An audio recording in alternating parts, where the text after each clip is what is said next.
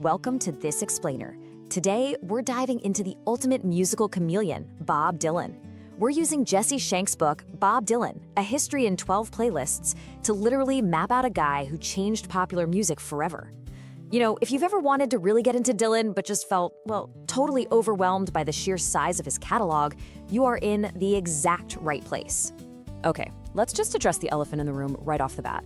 For a casual listener or someone trying to finally dig into his work, Bob Dylan's catalog is, well, it's pretty terrifying, right?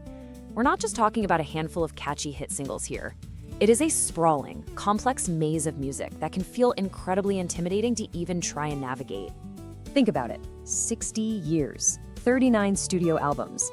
Committing to Dylan's world is absolutely no joke. It's a massive undertaking. But hey, that is exactly where Shank's carefully curated playlists come to the rescue. They basically act as our compass. They slice this massive, intimidating catalog into distinct, easily digestible eras, so we can find the exact sound that speaks to you. Let's kick things off with Section 1, Folk Roots to Electric Rock. Back in the early 1960s, Dylan completely exploded onto the scene and quickly established himself as the voice of a generation. Early albums, like his 1962 debut and the absolutely monumental The Freewheelin' Bob Dylan, showcase this raw, undeniable talent. I mean, acoustic protest anthems like Blowin' in the Wind or Masters of War weren't just big radio hits. They were literally the soundtrack to a cultural revolution. He was the ultimate acoustic folk hero. But Dylan being Dylan, he was already getting ready to completely flip the script. And flip it he did. He traded in the acoustic, socially conscious poetry of Freewheelin' for the biting, surreal, electric rock of 1965's Highway 61 Revisited. Now, this wasn't some gentle, gradual evolution. No way. It was a revolutionary shock to the system that definitely alienated some folk purists, but ultimately, it reshaped rock music forever. Just think about these iconic lyrics for a second. How does it feel to be without a home, like a complete unknown, like a rolling stone? That song perfectly captured an entire era's feeling of total disillusionment.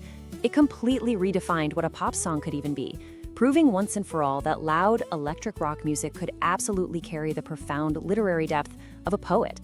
This was the birth of his identity as the electric rebel. The mid-60s gave us an unbelievable, legendary run of albums. We're talking Bringing It All Back Home, Highway 61 Revisited, and Blonde on Blonde, which, by the way, pushed boundaries so far it became one of rock's very first double albums. He ushered in a totally new era of complex electric music, proving he was completely unafraid to challenge both his audience and himself. Which brings us to our next major phase: retreat, roots, and religion. Right when audiences finally got used to the electric rebel, Dylan went through a dizzying series of stylistic swings through the late 60s and 70s. Following a motorcycle accident, he actually retreated in 1967 to record the very raw, homespun basement tapes. Then just 2 years later, he takes a super sharp turn into rural country. Fast forward to 1975, he's delivering deeply introspective storytelling. And by 1979, he pivots entirely to gospel rock. The guy absolutely refused to be boxed in. Take that country phase, for instance.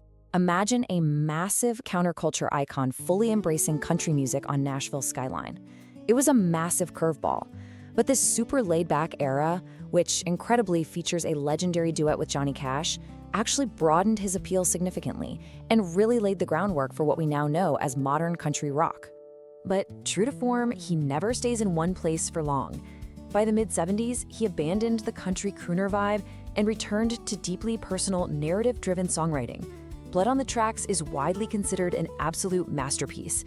It's this incredibly emotional exploration of love, loss, and memory that gives new listeners one of the most intimate, vulnerable looks at Dylan as a writer. And then came a left turn literally nobody saw coming: his born-again phase.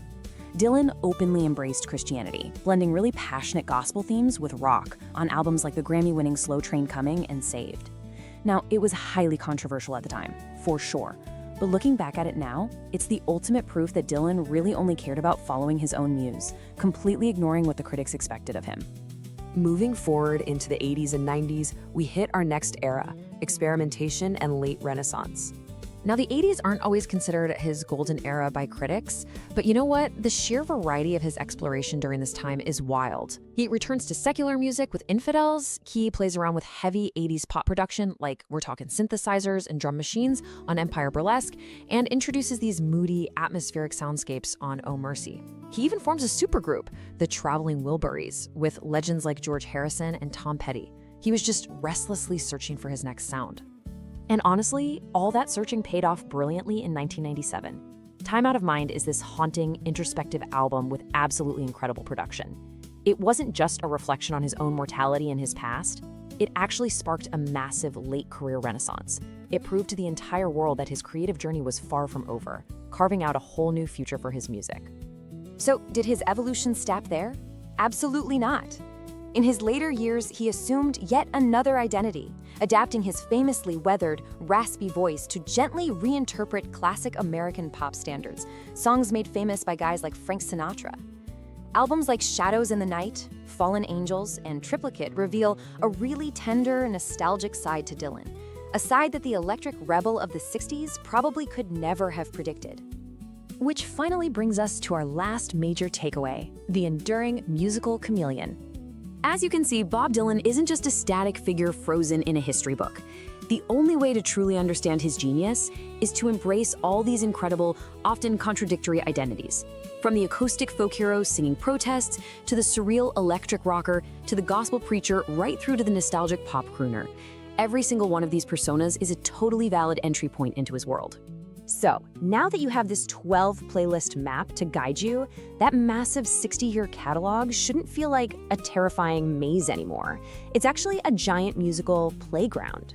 So, armed with this awesome roadmap of his many identities, I leave you with this question. Which Bob Dylan are you going to listen to first?